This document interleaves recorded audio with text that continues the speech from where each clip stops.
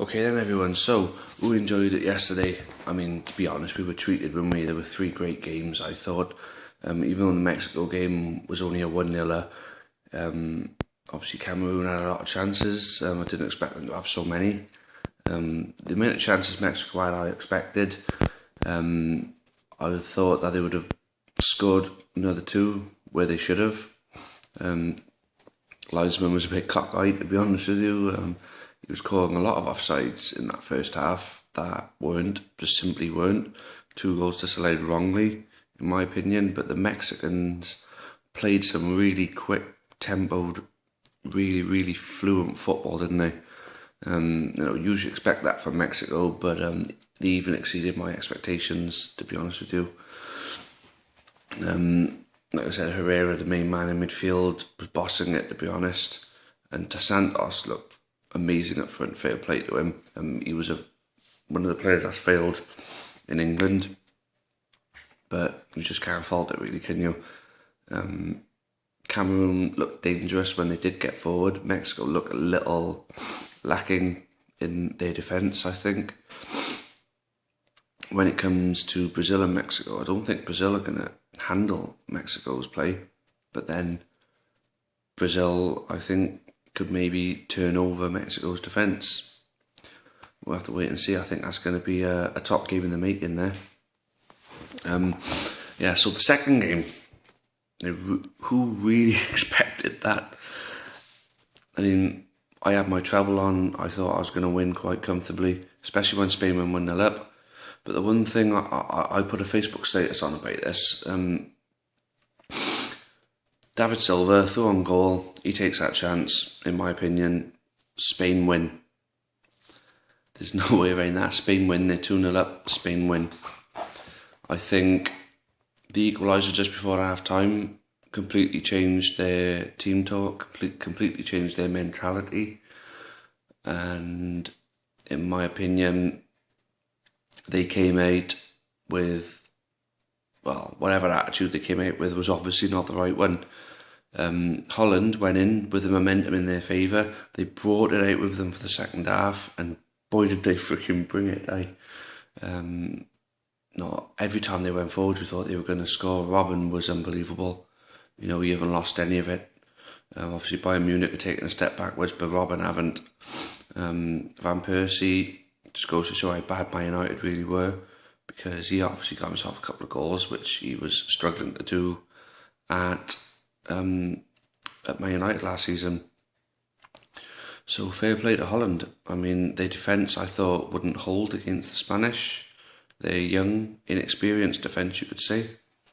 They proved me wrong. Fair play to them.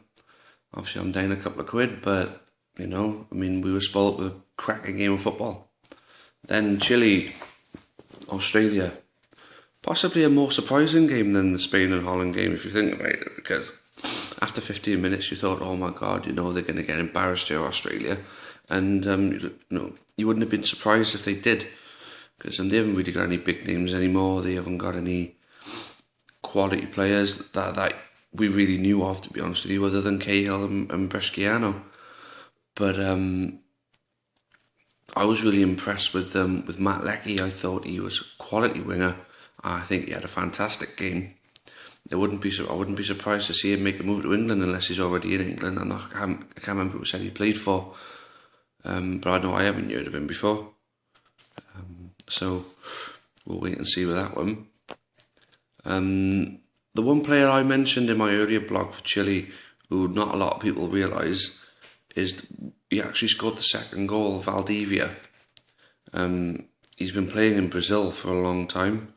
I think it's Palmieri he's been playing for, and he is a cracking player.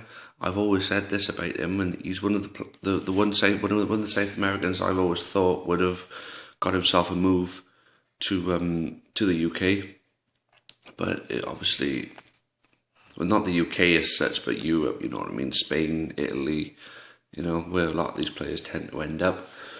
So I was impressed with the games yesterday. Alexis Sanchez impressed me, obviously.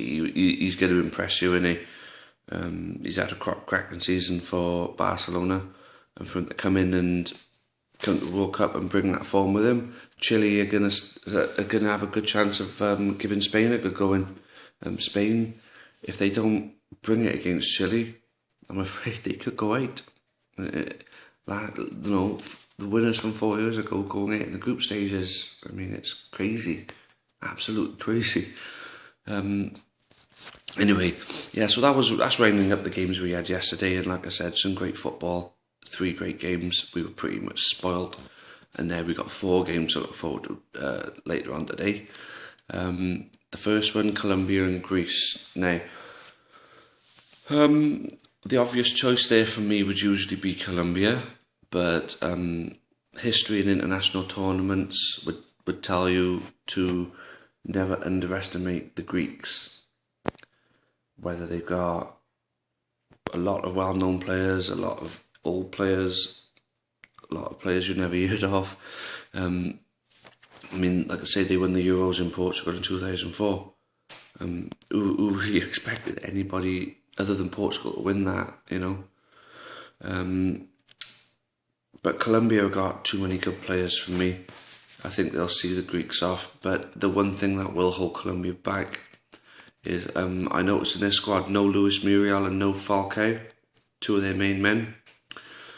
I think the defence is good though.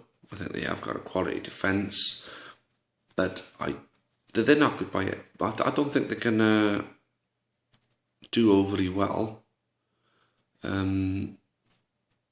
But I think they'll get through their group because they haven't got a tough group to get through.